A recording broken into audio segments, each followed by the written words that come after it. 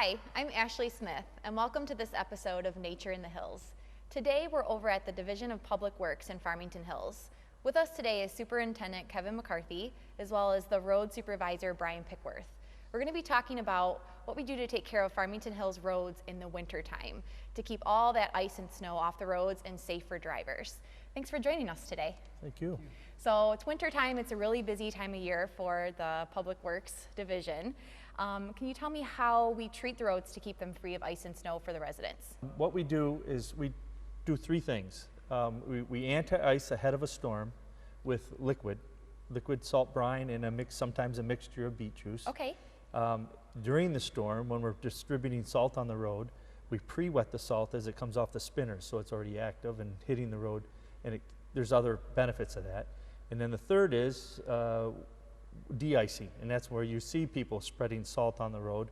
Well, we de-ice with liquids sometimes, depending on the weather conditions. Okay, so what I'm really interested in too is it's a complicated process, and there's a lot of technology that goes into how we treat our roads, as well as different solutions that we use that have a lot of benefits. So right now, the city of Farmington Hills uses a brine kind of beet juice solution, correct? That's correct. Can you tell us a little bit about that and how the city came to start using that solution? Typically we use a 80% brine, 20% beet juice mixture, sometimes 85-15, depending on the event. Every event, everybody's got to keep in mind every event's different, and we use different tools for different events. But we started using beet juice about 6-7 years ago. We actually partnered up with Wixom. They started using the product to help performance and de-icing on the roads. Okay, great.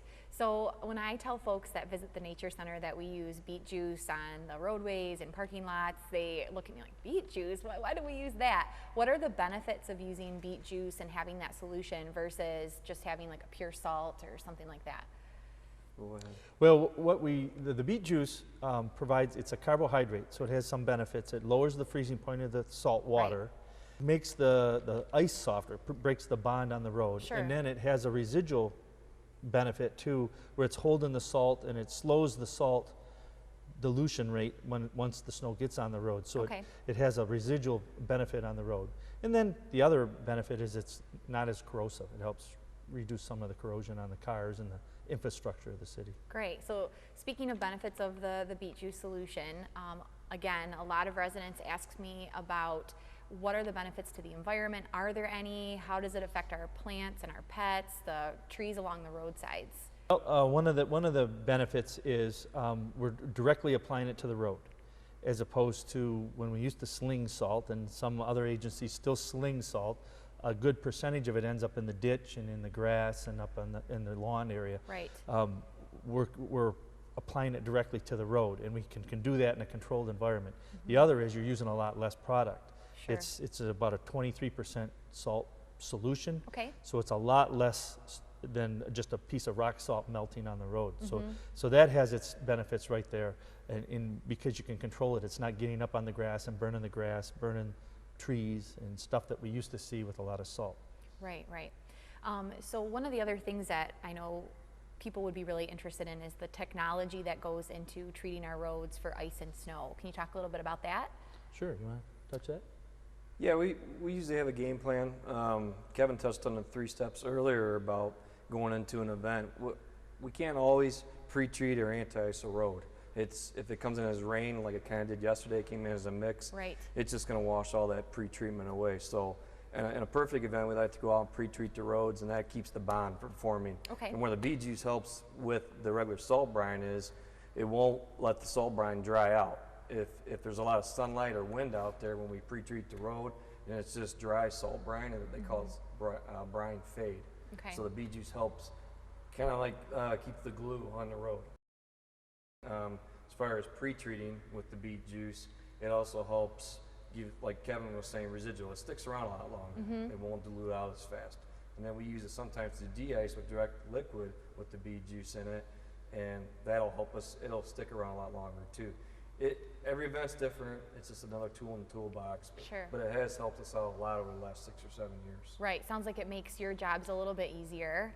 Take some of the guesswork out of it. Absolutely. For sure. You're able to calibrate things exactly to what's needed for the roads. Well, I think two things have happened with the beet juice. That has saved us a lot of money. Right. And that has probably reduced the cost and the amount of salt we use in the city by about 30% from what we used to use a decade ago. Yeah, that's great. And then another 20% can be just on the new equipment.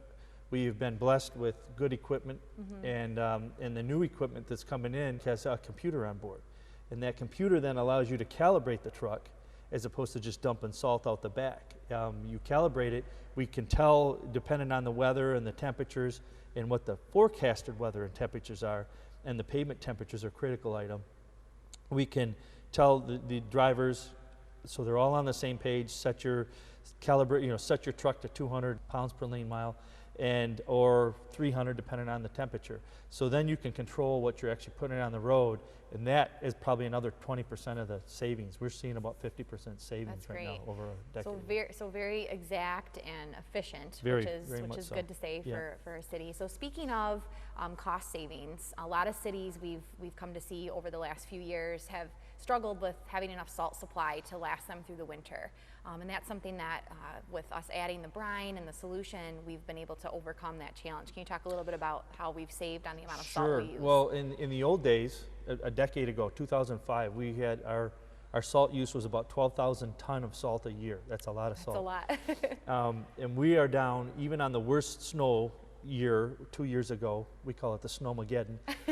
That snowstorm, that entire season, we never hit our quota and ran out of salt. Other cities were actually calling us to borrow salt. Right. And we contribute that directly to the use of the salt brine.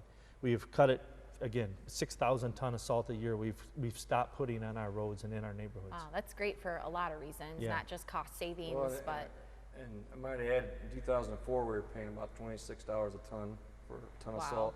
Now we're paying about $56 a ton yeah, for so salt. the cost has gone up a So- lot, so it's Yeah. a good Hope- time to save. Yeah, absolutely. There's benefits all the way around. Right. Budgetary. Yeah. So it sounds like the city of Farmington Hills really has it together, and we're on the cutting edge of making sure we're treating the roads for ice and snow. You also get other municipalities and other businesses that want you to test or help them out. So training as far as calibrating the trucks, but also testing products. Correct. Can you talk about some of the things that you've done in the past in regards to that? Yeah, we like to work with our vendors. They've been very good to us and the manufacturers, and we worked with our video division on creating some YouTube videos for calibration, whether it's liquid, granular.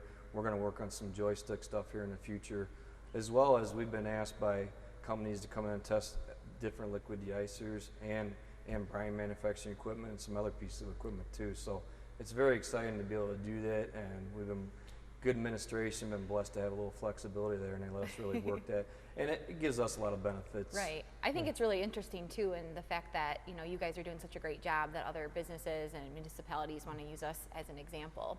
I'm also impressed too by how we care about the environment at the city of Farmington Hills, and we're making sure that we protect our plants and animals and pets of our residents.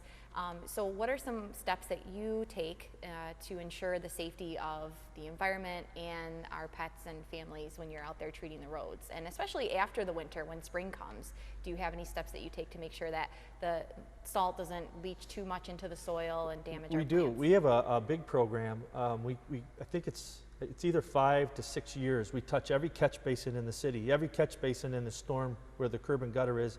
We have catch basins in the gutter line.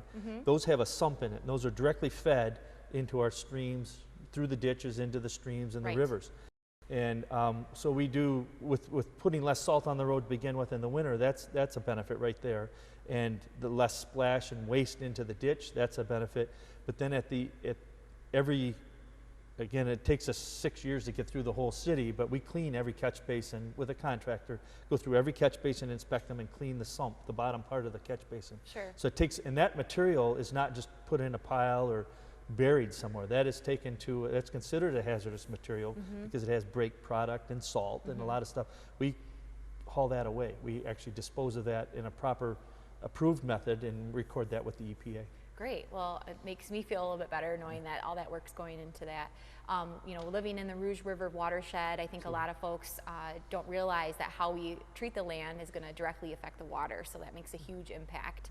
What if residents want to switch over from using just like a rock salt or an ice melt that they would get at their local hardware store? Do you have any suggestions for them on how they can treat their own property, driveway, and sidewalks? Is there a certain type of salt that they should use?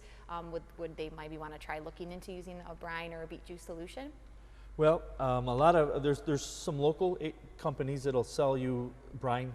Sure. Whether it's a well brine that has a lot of other product in it, or there's some local landscape companies that manufacture brine. We're friends with a lot of them. They've helped us, and we've helped them kind of learn the process. So you can check with, our residents can check with those local landscape companies to get that product. Okay. The other is we favor rock salt. It's inexpensive and it's easy to use, but around your house, it tracks. You get white spots on your floor and stuff. Right. But it does work, and you just got to use it in moderation. If you did use it, you just put it down light. You don't need to make the whole thing blue or make it so you're walking on gravel. You spread it out. It'll work itself. You got to be patient, and it'll work itself Right. through. So just using in moderation Absolutely. is the best policy. And that's for what we folks. do on the roads too. Okay.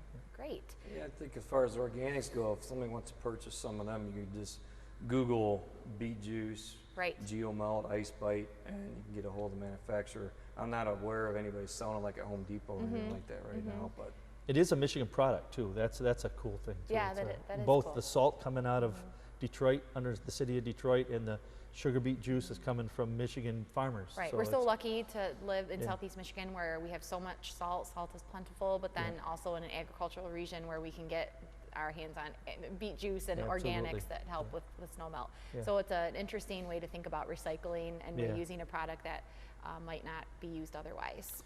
And a good item for our residents to know is if you see the lines on the road, that's when we're putting anti-ice ahead of a storm. Okay. It's pretty confident there's going to be a storm. Okay. Now, That's what we should look for yeah, then if we're because we're not going to waste it on a maybe. We're pretty, either it's going to be a heavy frost and we do the bridge decks, or we're out. Okay. With the exception of some storms that come in and rain, then we're not striping. But that helps.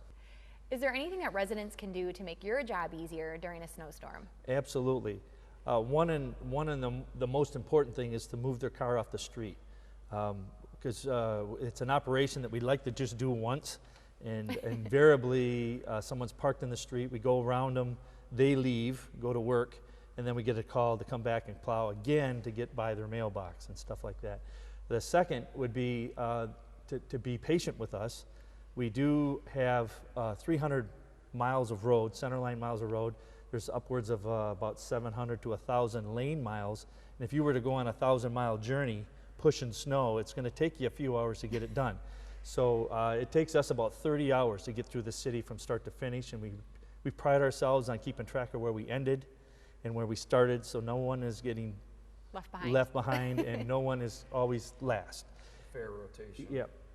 And then the third is we get a lot of calls throughout the day after a snowstorm that one, we haven't been in there yet. Well, we take care of the major roads first, and when the snow is done and there's more than 4 inches, we go into the neighborhoods and plow snow. So that, we started getting calls at the storm isn't even over with, and why haven't you plowed my street? That is why. We have to wait till the major roads are safe, and then we move into the subdivisions. And then while we're in the subdivisions, if they have some patience, we'll plow the roads and we push snow from the center to the edge of the road, whether it's in front of your house or in front of your tree or in front of your driveway. That's where the snow ends up. We don't pick snow up and place it, we push it. So there's a lot of complaints of us blocking driveways with our snow. It's the byproduct of plowing your streets is putting snow to the edge of the road, and it ends up in your driveway. Right. So if you're patient, let us get the entire road plowed, then you only have to shovel it once. If you get by, as we go by, you come out and clean it, and we come by a second pass and we dump it again, and then people get irritated. Yeah, So right. we'd So hope that- waiting until it's all plowed Yeah. and then going out there and taking care of it. Patience is the key, but you get a pretty good service in this town if you just be patient with us. Right. Great. Feel like I've learned a lot about the process and what you do. If residents have more questions about how to treat the roads or the work that you do or snow removal, is there a number that they should call? Should they contact the city? Sure, we'd love to show the building off and our Great. operations. So yeah, they can get a hold of myself at 248-871-2850. Thanks so much, Kevin and Brian, for joining me today. Our pleasure. Yeah, thanks. And thanks for watching this episode of Nature in the Hills. For more information about how salt and brine affect the environment, you can also call the Nature Center at 248-477-1135.